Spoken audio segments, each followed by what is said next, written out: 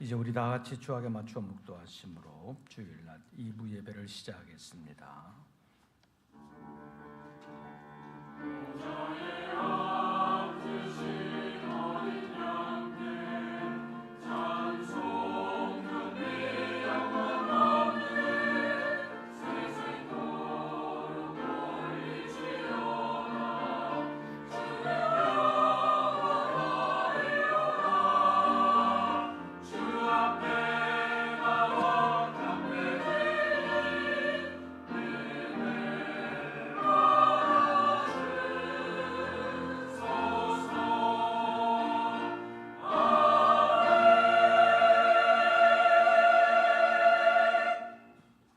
주의 말씀은 내 발의 등이요 내 길의 빛이니이다. 주의 의로운 규례들을 지키기로 맹세하고 굳게 정하였나이다. 하나님은 영이시니 예배하는 자가 영과 진리로 예배할지니라. 아멘. 어두움이 세계적으로 드리워지는 시대 가운데서도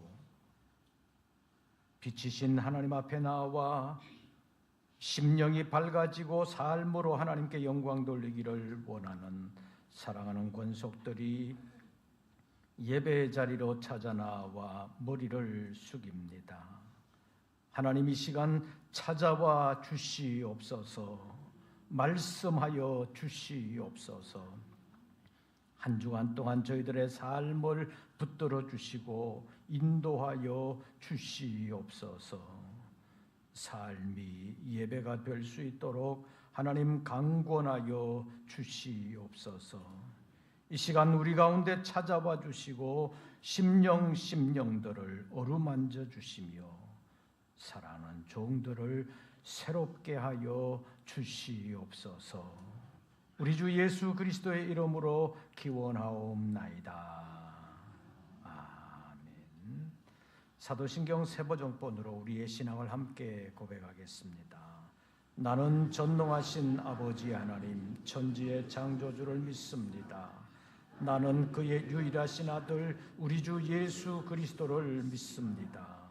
그는 성령으로 잉태되어 동정녀 마리아에게서 나시고 본디오 빌라도에게 고난을 받아 십자가에 못 박혀 죽으시고 장사된 지 사흘 만에 죽은 자 가운데서 다시 살아나셨으며 하늘에 오르시어 전능하신 아버지 하나님 우편에 앉아 계시다가 거기로부터 살아있는 자와 죽은 자를 심판하러 오십니다.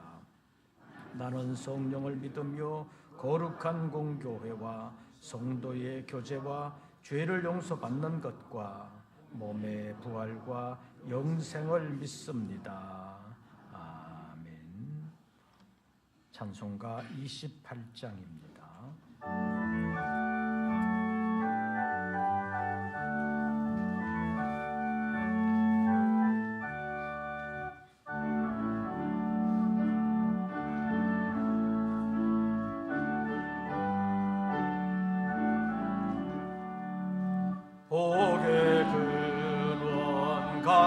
강림하사 찬송하게 하소서.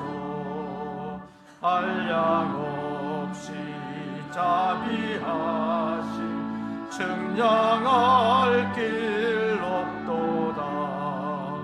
천사들의 찬송가를 내게 가르치소서.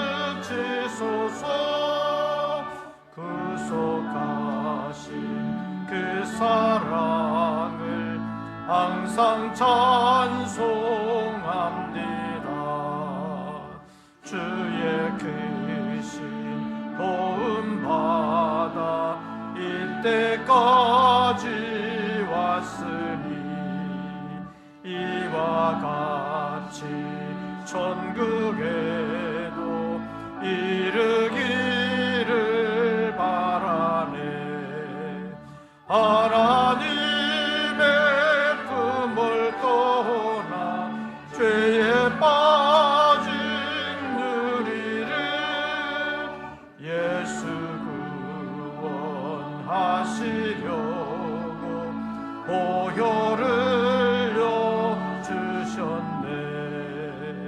주의 귀한 은혜 받고 빚진 자 되네. 주의 은혜 사슬 되사 나를 주께 매소서.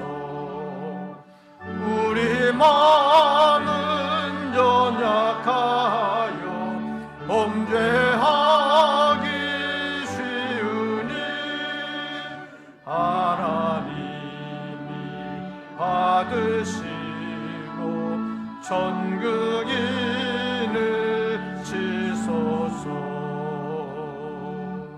아멘.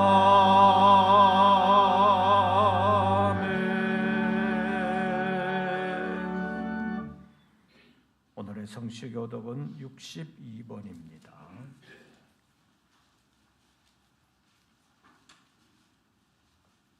교독문 제62번 시편 143편에 있는 말씀 가운데서 함께 교독하시겠습니다. 여호와여, 내 기도를 들으시며 내 간구에 귀를 기울이시고 주의 종에게 심판을 행하지 마소서. 원수가 내 영혼을 핍박하며 내 생명을 땅에 엎어서 나로 죽은 지 오랜 자같이 나를 암흑 속에 두었나이다.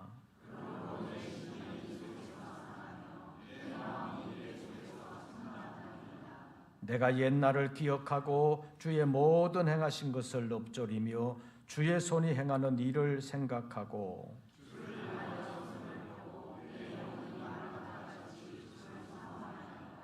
여호와여, 속히 내게 응답하소서. 내 영이 피곤하니이다.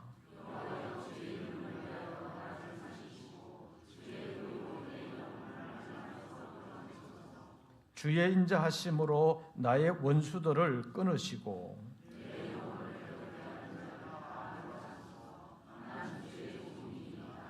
아멘. 이제 2부 예배를 위하여 고영호 장로님 기도하시겠습니다.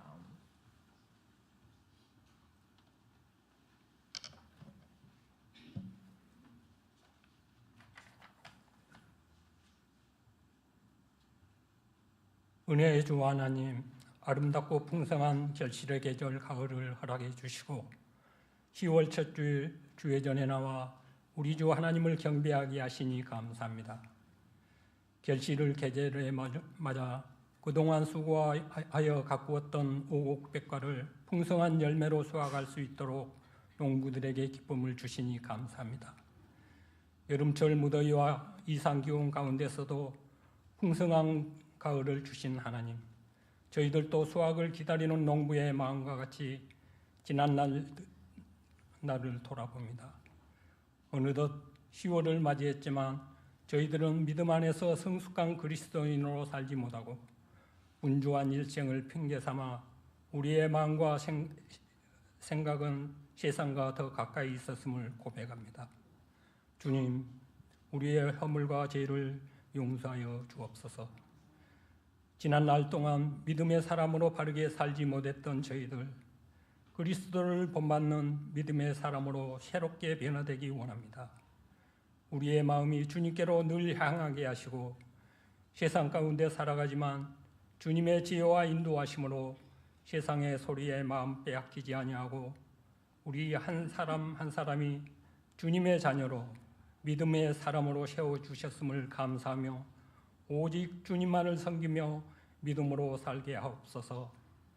주의 일을 이루시기 위해 이곳에 성석교회를 세우시고 우리들을 교회의 지체로 부르시어 주의 일을 함께 이루어 가게 하심을 감사합니다. 주의 일을 이루시기 위하여 우리를 쓰시고자 하실 때 겸손히 따르고 순종할 수 있는 마음을 갖게 하여 주옵소서. 우리에게 주시는 사명을 기쁨으로 잘 감당하게 하시고 주 안에서 교제하며 사랑과 섬김으로 교회 생활에 충실할 수 있도록 우리들을 인도하여 주시옵소서. 다음 세대를 위하여 기도합니다. 인터넷 문화와 수많은 유혹에 노출되어 있는 우리 자녀들을 지켜주시옵소서. 그들이 주의 말씀과 교훈 가운데 바르게 성장할 수 있도록 하나님 지혜 주시옵소서. 총명함도 주시옵소서. 그리하여 나라와 민족과 교회의 미래가 되고 희망이 되는 우리 귀한 자녀들로 말씀 안에서 잘 성장하여 다음 세대를 복음과 같이 이루어 나갈 수 있도록 인도하여 주옵소서. 사랑의 주 하나님, 우리 성도들 가운데 뜻하지 않는 질병 앞에서 힘들어하며 고난과 고통 가운데 있는 환우들이 있습니다. 주님, 이 자리에 임재하시오니 주님 만져주시고 치료의 광선을 비춰주시어 육체의 약한 부분이 치유되고 회복되는 은혜로운 시간으로 인도하여 주옵소서. 말씀을 전하시는 목사님, 사역을 감당하시는 모든 일에 늘 충만함으로 채워주시고 영육을 강건함으로 인도하여 주옵소서. 이 시간에도 말씀을 전하실 때 선포되는 말씀이 우리 마음을 깨우고 주님의 뜻을 깨닫는 은혜로운 말씀으로 역사하여 주옵소서. 찬양으로 영광 돌릴 성가대 찬양을 기뻐 받아 주시옵시고 저들의 수고와 예배를 돕는 손길들의 섬김이 주님의 사랑을 나누는 통로가 되게 하여 주옵소서. 예배 드리는 이 시간 우리 마음과 정성을 다한 거룩한 예배를 드리기 원하며 주님 홀로 영광 받아 주시옵소서. 이 모든 말씀 예수님의 이름으로 감사하며 기도드리옵나이다. 아멘.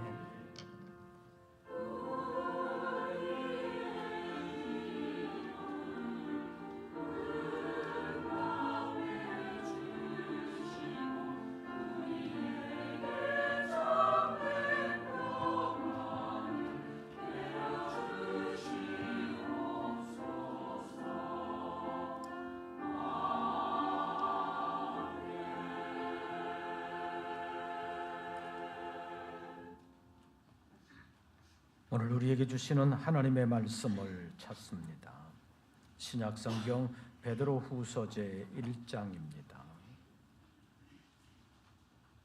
베드로후서 제1장, 제가 진 성경으로는 신약성경 384쪽, 베드로후서 제1장 12절부터 21절까지의 말씀 함께 교독하시겠습니다.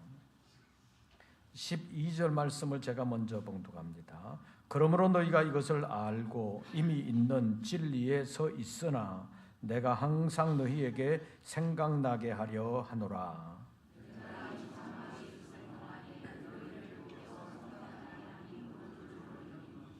이는 우리 주 예수 그리스도께서 내게 지시하신 것 같이 나도 나의 장막을 벗어날 것이 임박한 줄을 알미라.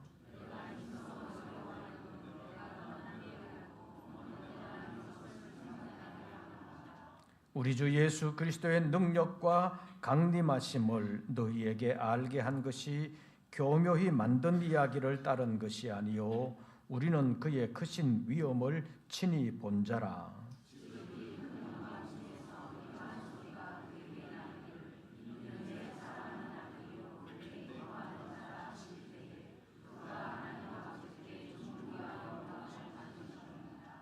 이 소리는 우리가 그와 함께 거룩한 산에 있을 때에 하늘로부터 난 것을 들은 것이라.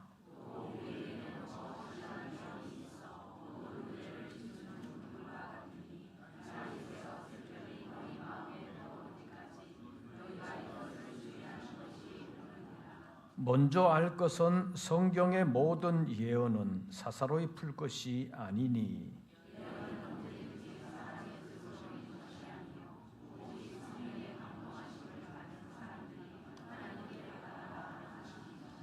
아멘. 이제 임마누엘 성가대 찬양이 있겠습니다.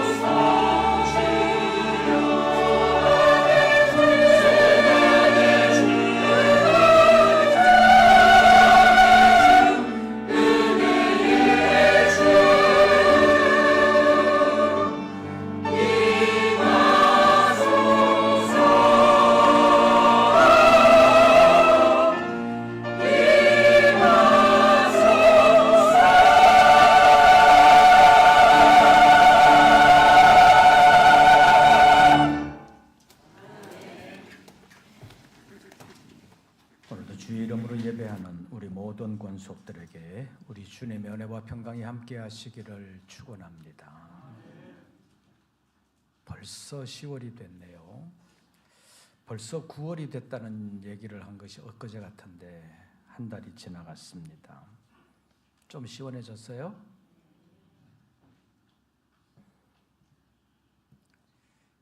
아까 장로님이 기도하시면서도 우리는 농사를 짓지 않지만 농사를 짓고 추수를 기다리는 농부들의 마음에 대해서 잠깐 말씀하셨는데, 이 사회가 농사 짓는 사람들이 옛날만큼 많지 않습니다.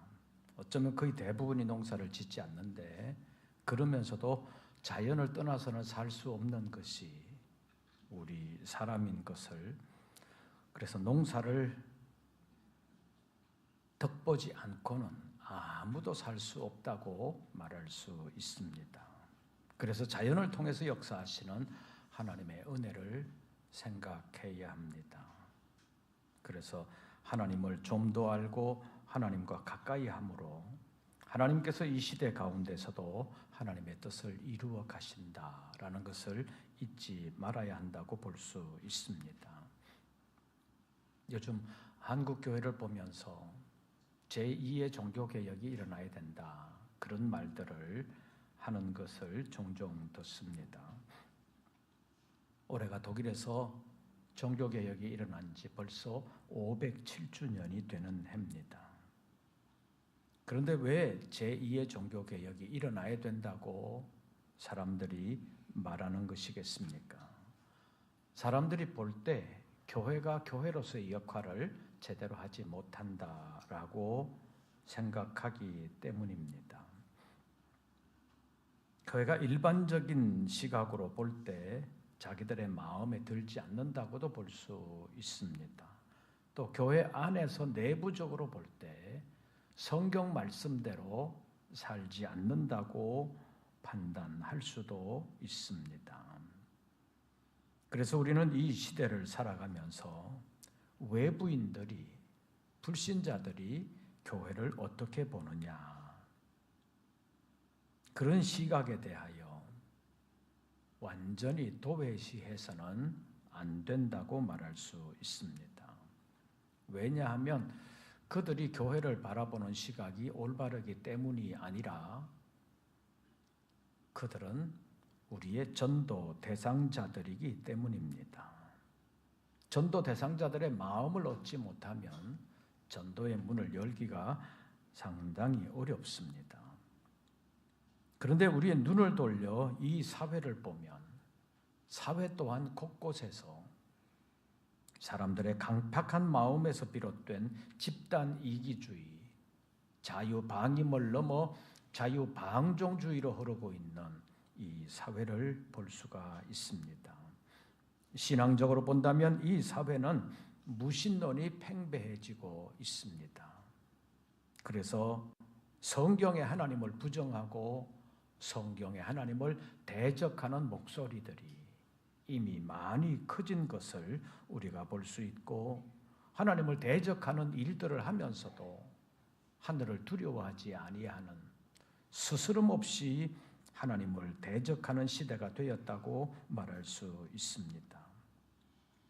그래서 개인적으로 본다면 디모데후서 3장 1절에서 4절까지 바울이 디모데를 향해서 말했던 말세에 고통하는 때가 이미 이런 것이 아닌가라고 생각할 수 있습니다. 디모데후서 3장 1절에서 4절까지의 말씀을 보면, 너는 이것을 알라. 말세에 고통하는 때가 이르러 사람들이 자기를 사랑하며 돈을 사랑하며 자랑하며 교만하며 비방하며 부모를 거역하며 감사하지 아니하며 거룩하지 아니하며 무정하며 원통함을 풀지 아니하며 모함하며 절제하지 못하며 사나우며 선한 것을 좋아하지 아니하며 배신하며 조급하며 자만하며 쾌락을 사랑하기를 하나님 사랑하는 것보다 더하다. 이런 예언을 했는데 이런 예언이 오늘의 시대를 가리키는 거 아닌가라고 생각할 정도로 이 시대가 어쩌면 성경적으로 말세에 여러 현상들이 나타나고 있다고 볼 수 있습니다. 그래서 이 사회에도 제2, 제3의 사회개혁이 필요하다라고 말할 수 있습니다. 그러나 사회에서는 그런 개혁의 주체가 나올 수가 없는 구조입니다. 정치인들이 개혁을 말하지만 그것은 집단 이기주의요, 자기 욕망을 충족하려고 하는 것뿐입니다. 말로는 국민을 들먹이고 있지만 실상으로는 자기들의 정치적인 이익에만 사로잡혀 있는 것을 볼 수 있습니다. 우리나라만 그런 것이 아니라 세계적으로 대부분 그렇습니다. 그래서 성도 여러분의 삶이 중요하다고 말할 수 있습니다. 주일 교회 나와서 예배 드리는 것만큼 중요한 것이 예배 마치고 돌아가서 삶의 현장에서 어떻게 사느냐 하는 것입니다. 여러분의 삶의 현장에서 믿지 아니하는 사람들에게 얼마나 인정을 받느냐, 그것은 대단히 중요한 문제라고 말할 수 있습니다. 그렇다고 불신자들의 마음을 얻기 위하여 여러분들의 삶이 불신자들과 같이 믿음 없는 사람처럼 살라는 말이 아닙니다. 여러분들이 믿음을 가지고 믿음의 생활을 하면서도 그것을 통해서 하나님께 영광 돌릴 뿐만 아니라 사람들에게 인정을 받는 삶이 되어야 한다는 말입니다. 요 몇 주 동안 오후 예배 때 하늘의 내 바람이라는 제목으로 잠깐 다니엘서의 말씀을 상고하고 있습니다. 다니엘의 삶을 보면 포로지에서 포로인으로서 제일 총리까지 올라간다는 것은 기적적인 일이라고 말할 수 있는데 정치적인 대적자들이 얼마나 많았는지 모릅니다. 그를 정치적인 올무에 빠뜨리려고 하는 사람들에게 완전히 포위되어 살았다고 볼 수 있습니다. 그럼에도 불구하고 그는 믿음을 지켰고 믿음으로 승리했고 믿음으로 인정을 받은 사람입니다. 지금 우리나라 국회 청문회에서도 기독교 신앙을 가진 공직 후보자들을 낙마시키기 위해서 유도 질문을 하면서 그들을 올무에 빠뜨리려고 하는 국회의원들이 많은 것을 우리가 보고 있습니다. 그들은 기독교인 공직자가 싫다고 생각하고 있다고 볼 수 있습니다. 그래서 어쩌면 별 문제가 되지 않을 수 있는 것도 크게 문제를 삼으면서 자기들과 정치 성향이 맞지 않는다고 해서 무조건 자기 반대편 국민들이 좋아하지 않는 프레임을 씌워가지고 낙마시키려고 안간힘을 쓰는 것을 볼 수가 있습니다.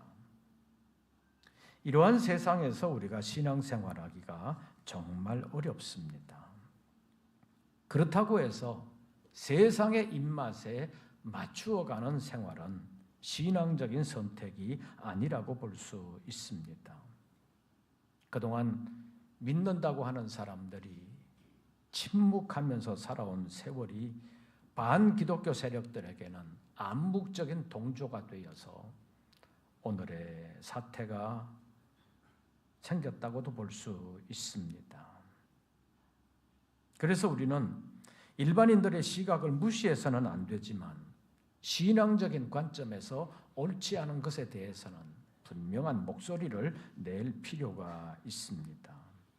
그래서 예수님의 말씀처럼 믿음을 가진 사람들은 이 시대 속에 살면서 지혜롭게 뱀같이 지혜로워야 된다고 말할 수 있습니다. 흔히 말하는 무대포 신앙이 아니라 뱀같이 지혜로운 신앙을 가지고 하나님께 욕먹이지 아니할 뿐만 아니라 그리스도의 향기가 될 수 있도록, 그래서 하나님께 영광 돌릴 수 있는 믿음의 사람들이 되어야 합니다. 요즘 이 시대의 차별금지법이라는 것이 이슈가 되어 있습니다. 그래서 국민들도 관심을 가지고 있고 왜 기독교만 반대하냐 그런 시각에서 보는 사람들도 있습니다. 그런데 사람들은 차별금지법의 법 실제적인 조항의 세세한 내용들을 알지 못합니다. 제가 지금까지 만나본 사람들 가운데서 차별금지법을 지지하는 사람이나 반대하는 사람들이 그 법조항을 제대로 알고 있는 사람을 별로 만나보지를 못했습니다. 그저 차별금지라는 말 자체에 지지를 보내고 있는 사람들이 많았습니다. 그런데 제가 확인한 차별금지법 구체적인 조문에 의하면 차별금지법에서 새롭게 생기는 것은 별로 없습니다. 지금도 여러 법에서 차별하면 안 된다는 내용들이 나와 있습니다. 그런데 그것들을 하나로 묶어서 차별금지법을 만든다고 하면서 거기에 새로 들어간 내용이 있는데 그 새로 들어간 내용 가운데 상당히 중요한 부분이 동성애 부분입니다. 그래서 새로운 차별금지법 조안에 보면 새롭게 등장하는 것은 동성애 인정 정도가 아닙니다. 동성애 반대 금지법이라고 할 정도로 반대를 표현하지 못하게 하는 법이 곳곳에 있습니다. 뿐만 아니라 동성애는 죄가 아니라 자연스러운 현상이라고 어릴 때부터 가르쳐야 된다는 것입니다. 그래서 벌써 유치원에서부터 동성애는 자연스럽게 일어나는 일이다라고 교육하고 있는 데가 있습니다. 뿐만 아니라 남성과 여성은 날 때부터 주어지는 것이 아니라 자기 마음대로 결정할 수 있어야 된다. 이것이 차별금지법에 들어있는 내용이기도 합니다. 더 나아가면 사람은 남성과 여성만 있는 것이 아니라 제3의 성도 있다. 더 나아가면 제4의 성, 제5의 성도 있게 해야 된다는 말까지 나왔습니다. 외국에는 실제로 남자 화장실, 여자 화장실 외에 제3의 화장실이 벌써 있는 데가 있습니다. 이러한 내용들을 인권이라는 그럴듯한 말로 포장해서 통과시키려고 하는 것이 지금의 차별금지법입니다. 이제는 성경의 하나님도 아버지라고만 불러서는 안 된다는 주장까지 나오고 있습니다. 이런 주장과 이런 현상들이 앞으로 점점 더 심해질 수 있습니다.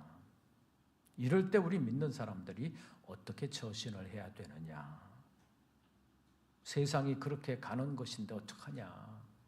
그러면서 그냥 침묵할 수도 있습니다. 그러나 우리 그리스도인들이 세상 가는 대로 따라가는 것은 직무유기라고 말할 수 있습니다.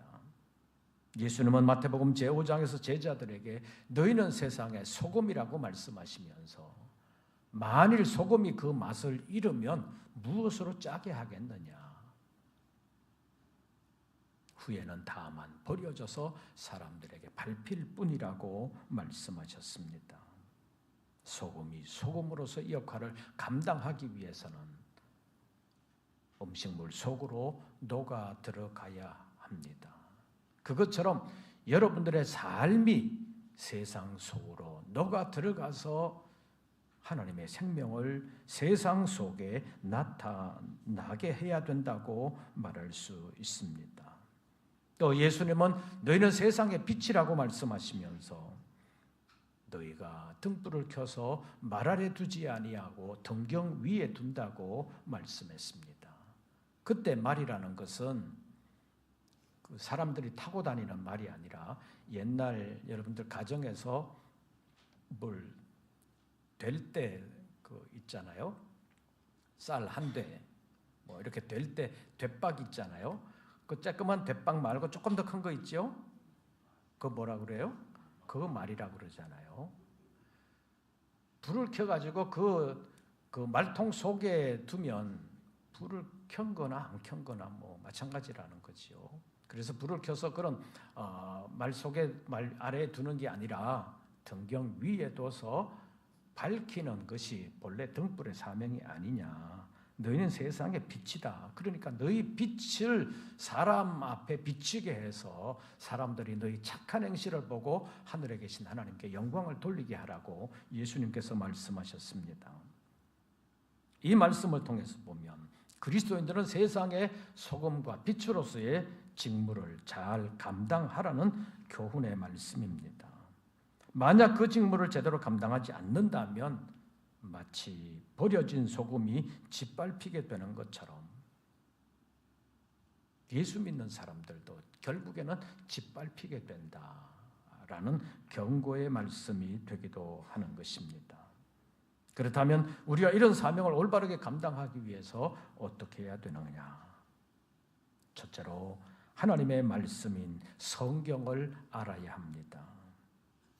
옛날부터 전해 내려오는 말 가운데 알아야 면장을 한다는 말이 있는데 전에도 한번 말씀을 드렸었습니다. 이 말은 어떤 일을 하려고 하면 그와 관련된 학식이나 지식을 갖추어야 한다는 말입니다. 옛날 공자 시대로 거슬러 올라가서 보면 공자가 제자들을 가르치고 집에 와서 보니까 아들이 빈둥빈둥 놀고 있는 것을 봤습니다. 공부는 안 하고 빈둥빈둥 놀고 있는 것을 보면서 공자가 야, 그렇게 살면 지식을 제대로 쌓지 않고 살면 마치 담벼락 앞에 서 있는 것처럼 답답하게 살 수밖에 없다.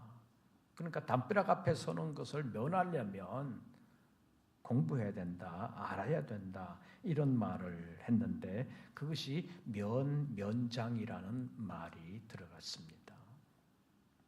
그래서 면장이라는 말에서 면자가 하나 빠지면서 면장, 그래서 알아야 면장을 한다, 그런 말이 생겼다고 보는 것입니다.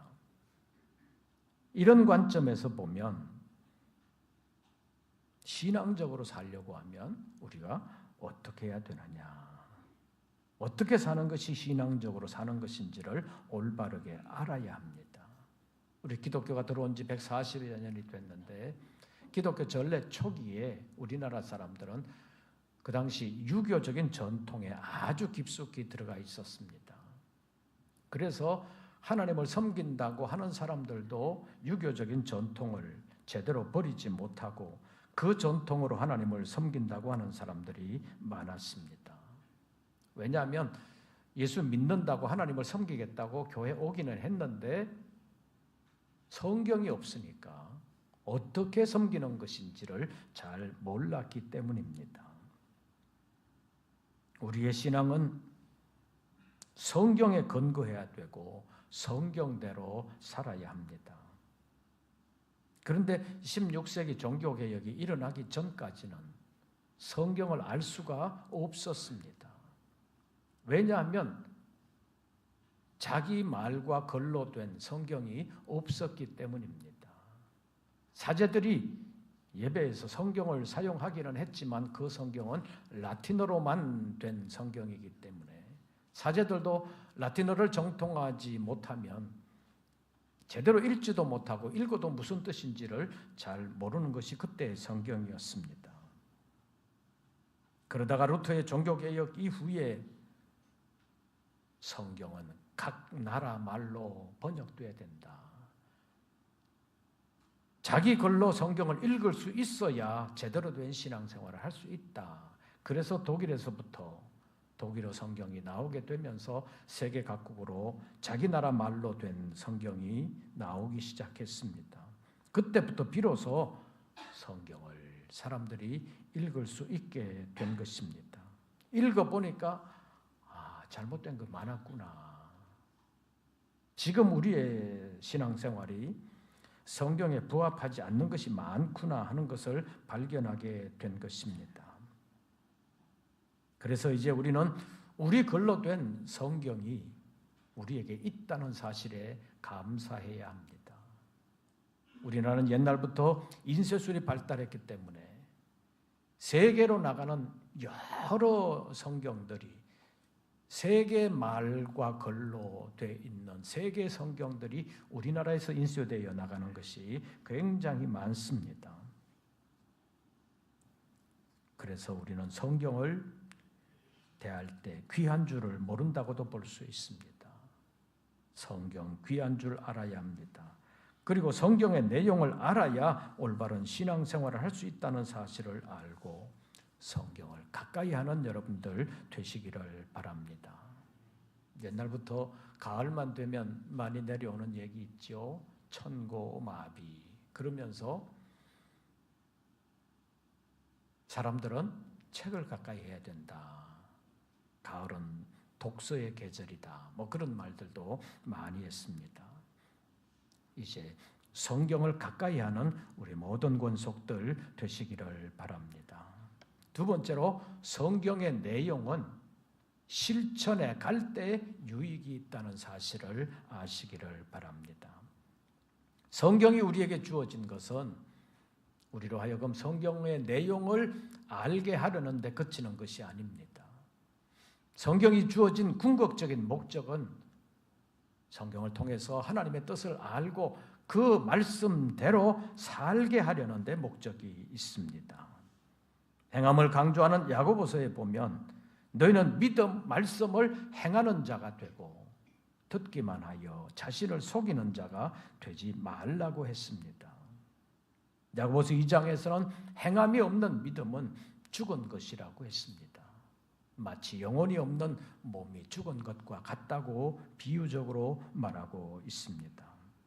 예수님께서도 산상수훈에서 믿는 자들의 삶은 말씀을 아는 것만으로 이용하는 것만으로가 아니라 말씀대로 사는 것이어야 된다고 말하고 있습니다. 하나님의 말씀을 행하는 사람이 하나님을 기쁘시게 하는 사람이라는 것을 말씀하면서 마태복음 7장 21절 말씀을 보면 나더러 주여 주여 하는 자마다 다 천국에 들어갈 것이 아니라고 말씀하시면서 다만 하늘에 계신 내 아버지의 뜻대로 행하는 자라야 들어가리라고 말씀하셨습니다. 아무리 성경을 많이 알아도 그 말씀대로 사는 사람이 아니라면 천국에 들어가지 못한다는 말씀입니다. 주의 이름으로 선지자 노릇을 해도 말씀대로 살지 아니하면 천국에 들어가지 못한다는 것입니다. 주의 이름으로 귀신을 쫓아내는 능력을 많이 행했다 할지라도 하나님 기뻐하시는 말씀대로 살지 않으면 천국에도 들어가지 못한다고 경고하셨습니다. 보통 사람들이 행할 수 없는 많은 능력을 행한다 할지라도 주님의 말씀대로 살지 않으면 천국에 들어가지 못한다고 경고했습니다.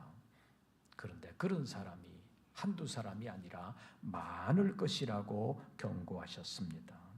마태복음 7장 22절과 23절 말씀에 보면 그날에 많은 사람들이 나더러 이르되 주여 주여 우리가 주의 이름으로 선지자 노릇하며 주의 이름으로 귀신을 쫓아내며 주의 이름으로 많은 권능을 행하지 아니하였나이까. 주의 이름으로 우리는 이런 일들을 했습니다 라고 말하는 사람들이 많을 것이지만 그때 주님께서는 뭐라고 말씀하실 것이냐면 내가 너희를 도무지 알지 못하니 불법을 행하는 자들아 내게서 떠나가라고 말할 것이라고 예수님께서 말씀하셨습니다. 신약 성경에서 예수님께 책망을 받은 그룹 가운데 대표적인 그룹이 바리새인 그룹입니다. 바리새인들은 어릴 때부터 성경 교육, 율법 교육과 훈련을 받은 사람들입니다. 요즘으로 말하면 성경을 훤히 알고 있는 사람들입니다. 성경 공부를 많이 한 사람들이라고 말할 수 있습니다. 그런데 예수님께 책망을 가장 많이 받은 사람이 되었습니다. 가장 큰 이유가 뭐냐? 알고는 있지만 행하지 않았다는 것입니다. 그래서 어디 가서 성경을 배우는 것이 중요한 것이 아니라 내게 있는 성경을 읽으면서 어떻게 살아야 되는지 하나라도 더 실천하기 위해서 애쓰는 것이 필요하다고 말할 수 있습니다. 마태복음 23장 3절 말씀에 보면 무엇이든지 그들이 말하는 바는 행하고 지키되 그들이 하는 행위는 본받지 말라. 바리새인들의 행위에 대하여 말씀하시는 것입니다.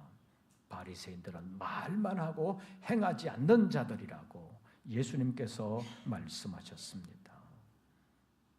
우리가 아는 것, 이미 알고 있는 것, 그것을 하나라도 더 실천하기 위해서 애쓰는 이 가을이 되시기를 바랍니다.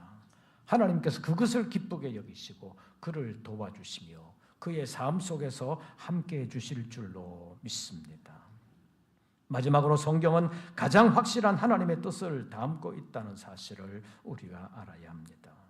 본문의 말씀은 베드로 자신이 죽을 때가 가까웠다는 사실을 알고 죽을 때가 가까이 온 것을 보니 예수님께서 십자가 지시기 전에 내게 말씀하신 것이 생각나는구나.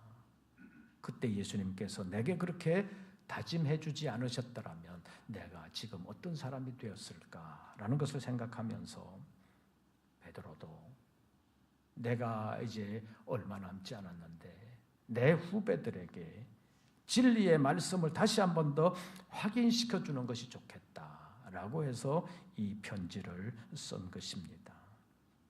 그래서 나의 장막 벗어날 것이 이제 임박한 줄을 아는데 내가 떠나가기 전에 너희를 다시 일깨우는 것이 좋겠다라고 생각을 해서 이 말을 전하고 있습니다.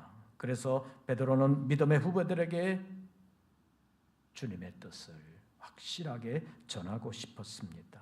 그래서 자기가 겪은 일들을 소개하고 있습니다.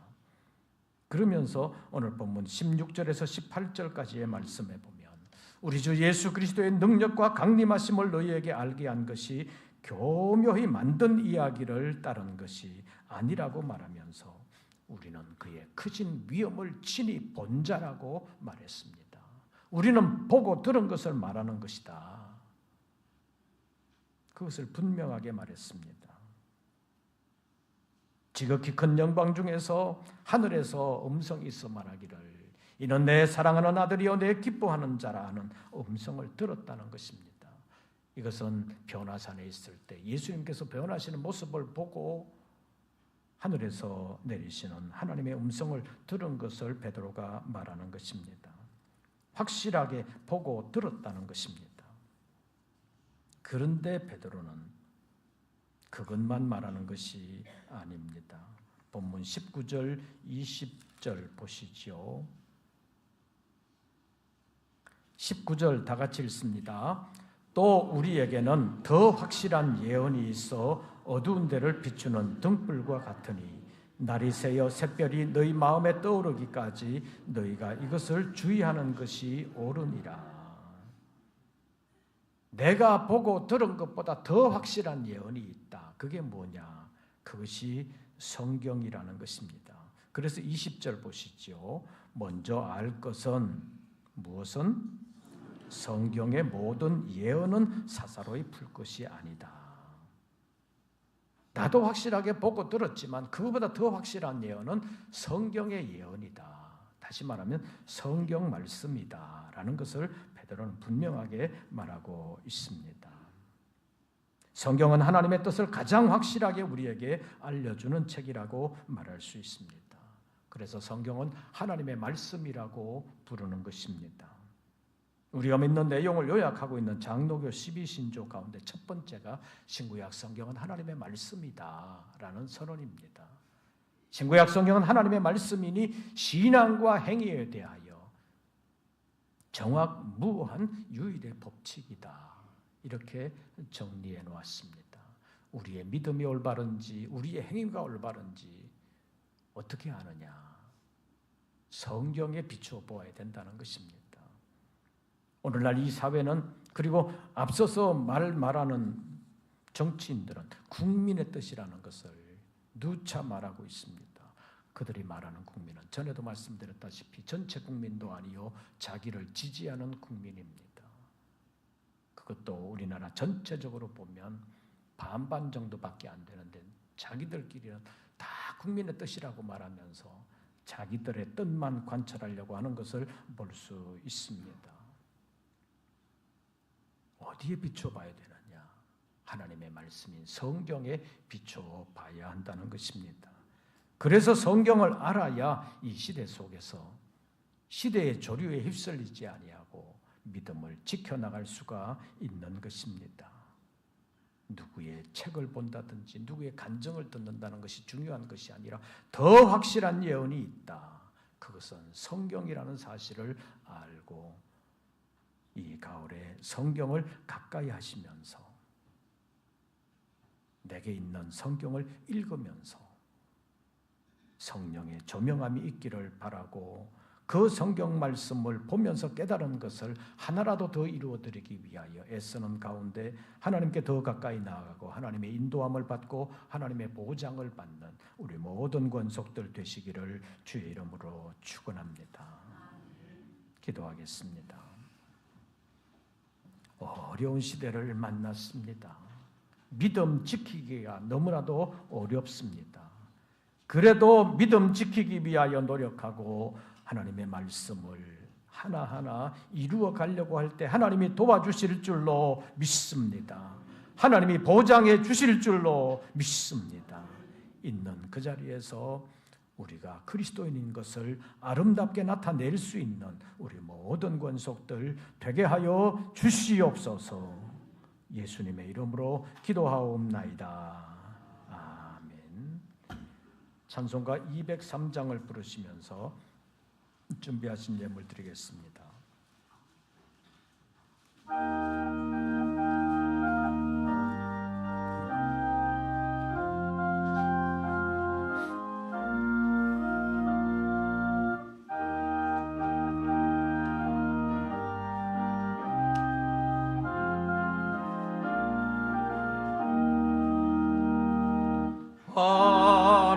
하나님의 말씀은 생명의 말씀이라 광야 같은 세상에 길 잃고 방황할 때 절망 중에 빠진 이 몸 하나님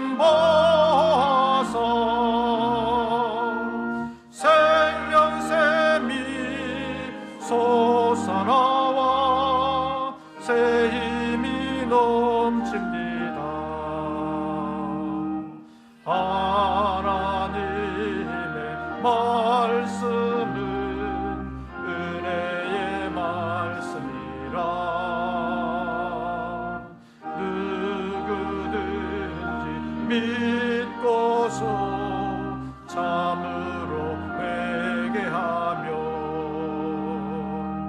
하나님이 사해 주사 구원함 베푸시고 가히 없는 그 은혜로 느끼어 주십니다. 하나님의 말씀은 진리의 말씀이라 믿음으로 지키요 자유를 얻게 되며 어려운 일 힘든 일도 담대히 할 수 있어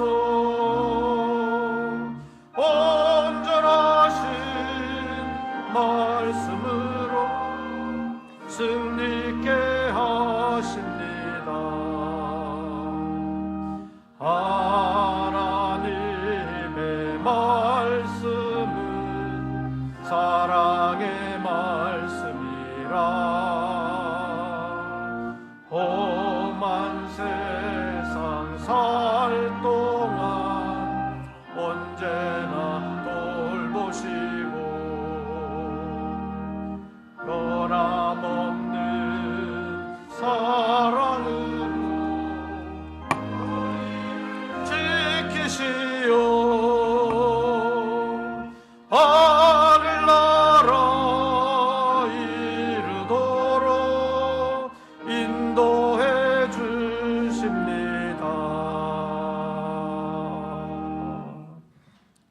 기도드리겠습니다. 세상이 너무나도 복잡하고 혼란스럽습니다. 영적으로 너무나도 혼탁해져 있습니다.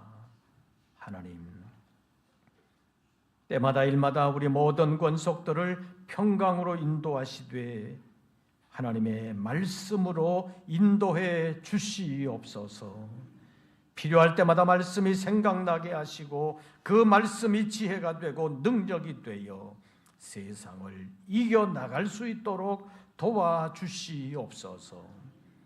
세상에 끌려가는 사람, 휩쓸려가는 사람이 되지 아니하도록 강권하여 주시옵소서.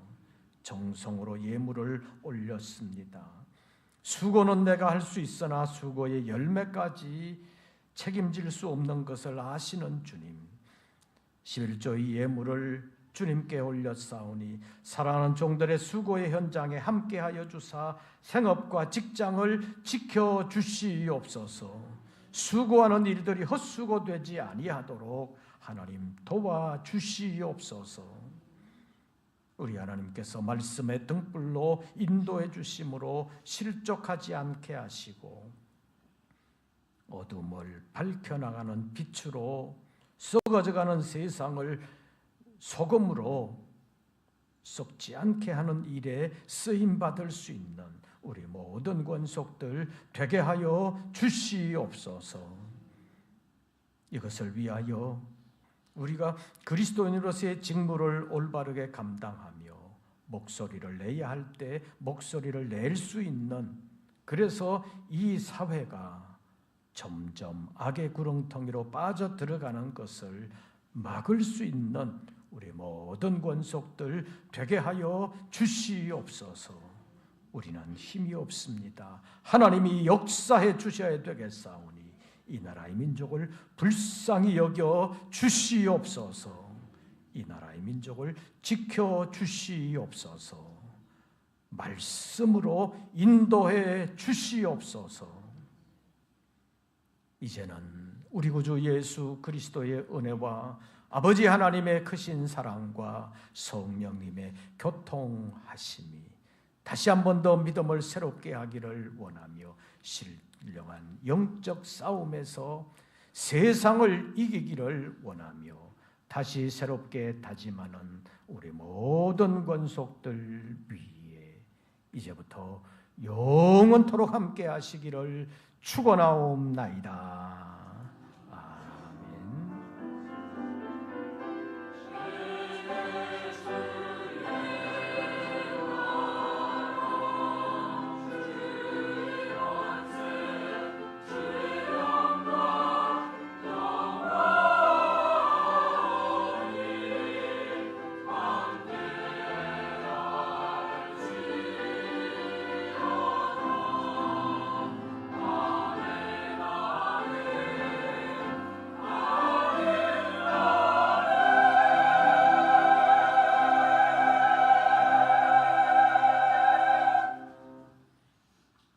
광고 말씀을 드리겠습니다. 2부 예배 후에 정기재직회가 바로 있겠습니다.